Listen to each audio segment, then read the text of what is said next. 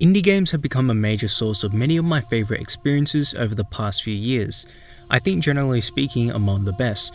They can offer a memorable style of presentation, addictive gameplay, unique storytelling, plots and worlds, because there's usually more effort placed into these factors individually rather than the cutting edge of graphical quality and the biggest maps possible. AAA games can get rather stale as time goes by, and for me this has been the case, albeit with a few worthy exceptions. Lucah Born of a Dream is a fantastic indie hack-and-slash action RPG that tells a story about finding oneself in a world that feels dead and depressing, released for the PC on Windows and macOS. And it truly gave me an experience of what I look for in video games and in a form I never imagined existed. There was a sense of novelty behind every corner upon entering this world, which is something I really value. The aesthetics and ambience are filled with gloom and darkness that gives off a striking nightmarish feel. Combat is exhilarating and satisfying to successfully progress through, and the narrative is one that carries a lot of weight, mystery, fear, and is extremely personal. Critiquing this game has been rather difficult, only because of how different it is, which in my opinion plays in its favour, and overall this is something I'll look fondly back upon. Hello and welcome to a new video. I'm Vanguard and today, we'll be giving for the most part a spoiler-free review on Lucah Born of a Dream, but without further ado, let's get right into it.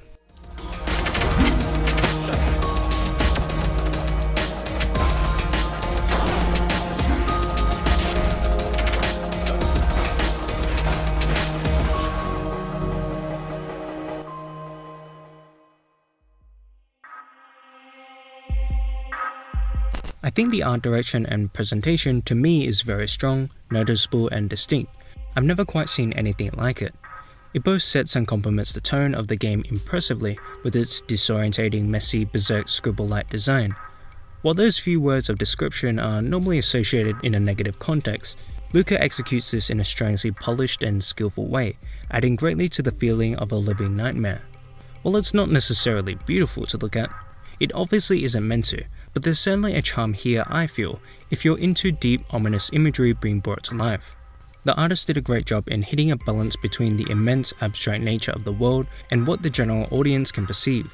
I never completely had zero clue of what I was looking at, and always had a rough idea of what I was presented with, and the emotions I should be feeling, whether it be fear, confusion, urgency and etc. The numerous glitchy and elusive effects found throughout the combat also creates a firm sense of impact and force, delivering fulfillment at a frequent basis. My only very minor nitpick was that some of the text were difficult to see in two short instances that I remember, and at small amount of times I got a little lost due to the similar looking environments, but I think the game guides the players well enough, and these are really minor problems that probably won't affect the general audience. And I have to mention the sound design, tracks and effects, which was done surprisingly well, perfectly suiting and fitting the already extraordinary one-of-a-kind visuals. It's experimental, grim, upbeat, and even eerily silent when it needs to be, constantly surprising me and changing the flow along the narrative, holding a tight grip on the tension throughout. Discovering each track was an absolute joy. While I don't know for sure, it seems to me that the sound and visual designers worked closely together on the project, and the product was superb in harmonizing the two together. The presentation does a fine job in setting the tone and immersing the audience, delivering one of the most eerie experiences I've ever had in a video game. The combat system was the biggest surprise for me by far in all honesty, and caught me completely off guard. More often than not, I'm far more interested in the world and story. However, the real-time action hack-and-slash RPG gameplay is done masterfully. It can be fluid and wonderfully dynamic, while also heavy and impactful, giving off a gratifying feel. This is because of the intricacies of the combat. There are so many layers on how you can approach each fight and managing each one of your abilities, while I think each move is fairly straightforward in explanation.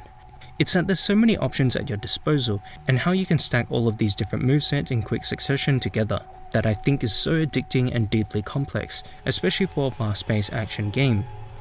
Initially you have your basic light and heavy melee attacks, a being known as a familiar, that deals projectile damage, charge attacks which are special moves, and dodge. However, in this game you have the additional customizable options for combat known as paradigms and virtues, that really opens up the more you progress. You have two paradigms, which have two slots known as primary and sub-mantras, and another slot for familiars. Mantras can be collected throughout the game and dictates your combo, strength, speed and range of your attacks, all with a distinct and enjoyable feel. The primary influences the combos as well as the properties, and the sub-mantras give additional changes to the properties alone of your melee attacks, and the two paradigms can be shifted seamlessly between each other during gameplay, even in mid-combo, allowing great versatility. What I like to use is one strong close range and one weaker long range build. When I'm low on health or studying the enemies, I use the long range, but when I'm confident and safe, the close range is the way to go, and I love the power between each unique charge attack. Playing around and experimenting with over 10 of these mantras is super rewarding, and each one feels awesome. I absolutely love the variety and catering of different playstyles. And of course there's the virtues, that gives further augmentations that are always in play, such as allowing players to survive one attack that would have killed them. There are really cool ones later down the line, and among my favorites is slowing down time after successfully dodging a blow from the enemies. Nothing feels better than nailing the timing of your dodges to rain down on enemies. There's also tech, which are abilities you can unlock in the story, such as parry, where if you precisely dodge into attack, you can break them, meaning that they are stunned and greatly vulnerable. There's quite a bit more to what I like about the combat system, like the stamina and charge management. So constant focus is required, which is something I loved about the gameplay. The percentage in the top right corner, while I won't explain, gives a constant feel of a ticking bomb, adding to the intensity. Furthermore, there's also rewind, which gives you a chance to quickly restart the battle. Now I know this is a lot to take in, and this is only merely a short summary, so I'll give a link down below of an analysis video that the developer made in the description. There's a continuous sense of momentum and challenge that really feels exhilarating to master once you get the hang of it. And the learning curve, while seems steep from what I've described, progresses very naturally, pacing itself very well, so the players can digest the information in a smoother manner, while also keeping it satisfyingly hard. Difficulty can also be changed at any time, which is another bonus. Whenever I died in the game, it was never a problem with grinding or being underleveled. Rather, quite often after my first attempt, I would generally be able to win on the second go, as it was more about building the right paradigms and learning the pattern of the enemy, which is a great kind of difficulty for an action RPG. A small problem I did come across was the targeting of enemies in large hordes, where it can become hard to hit a specific monster. And while there's plenty of variety in the enemies and the tools you have, I did find it slightly repetitive by the end of it all, which to the game's credit wasn't really a gameplay fault, but rather how I felt the story was structured, though this is more of a personal preference. More on this in the story section, but overall the combat was thrilling and absolutely solid. Lucah, Born of a Dream from the synopsis is about finding oneself, after being cursed with having their inner demons come to life, completely trapped in a cycle. The task is ultimately escaping and letting go.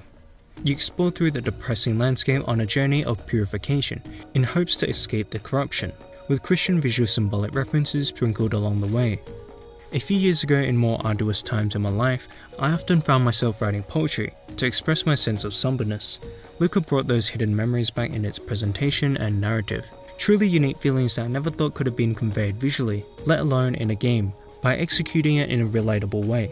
But there were many problems I personally had with it, like how some characters I would have liked not get as much characterization, how we don't exactly know the relevance of the main character for quite a while, how there's a bit of repetition and how disjointed and sometimes random it can feel.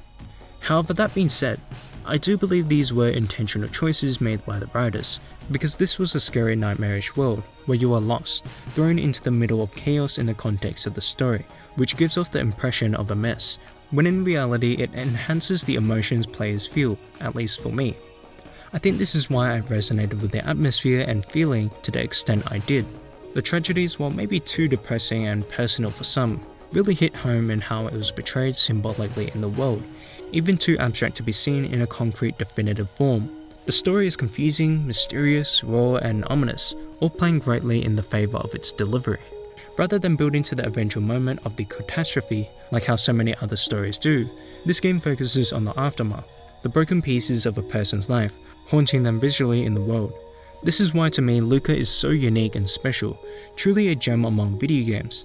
I would have still liked to have more characterization for some, as I struggled to remember a few faces, since they had similar patterns of ambiguous dialogue, and a less repetitive structure from replaying it, though I'm aware that was the point to emphasize the cycle of rebirth and death. However, both of these minor details might not be a con for some, as this is more preference based, since I personally like things that are straight to the point and don't often replay games. There's a ton of replay value that is done really well if that's something you're into. The best of the storyline makes up for the narrative critiques, let alone the entire game, and how it all resolves beyond what the story initially seems is quite rewarding and fulfilling. I love my experience with Lucah Born of a Dream. The passion behind this project shines brightly through. Its presentation perfectly sets the mood of the game. The gameplay is thrilling, complex and exciting, and the story is deep and emotion-provoking. It's a game that made me wish I had a larger channel to promote this gem of a video game, and I'm more than happy with this awesome experience. It deserves a strong consideration by everyone. I give it an 8.5 out of 10. It was an amazing indie game. It is easily the most unique thing I've ever played. For my recommendations, if you enjoyed this game, I have quite a few in fact, since there aren't really any titles that share a great deal of similarities to Lucah. For gameplay, we have Hyper Light Drifter, a beautiful, challenging pixel art action RPG that has a very atmospheric world and is overall great. The next is Crosscode, another top-down action game that has far more of a lighter comedic storyline, but another really fun and well-written game overall. Story-wise, we have Hellblade's Senua's Sacrifice, which I haven't personally got around to playing yet. However, I've heard incredible things from its unconventional story, exploring the psychological condition of psychosis to very personal and intricate detail. Finally, the last recommendation is One Shot, a much more innocent story-driven game. However, it's set in a dead, dark, immersive world that does do something comparable to Lucah in how it's structured beyond its ending. I'd like to thank Me Less Than 3 for developing and giving me the opportunity to play this game. I'm extremely grateful. I wish I came across this project much sooner, but I was lucky enough to come across Codex Entry's video recently in the first place, and Colin, the designer, developer and animator, was immensely nice and helpful to me before release. It was a pleasure talking to him. I can't wait to see their future works, and I think it's worth following whenever it comes around. Well, that about wraps up this video. If you enjoyed, please leave a like, comment and subscribe. Let me know what your thoughts are down below. Thank you all for watching, and till next time, I'll see you later.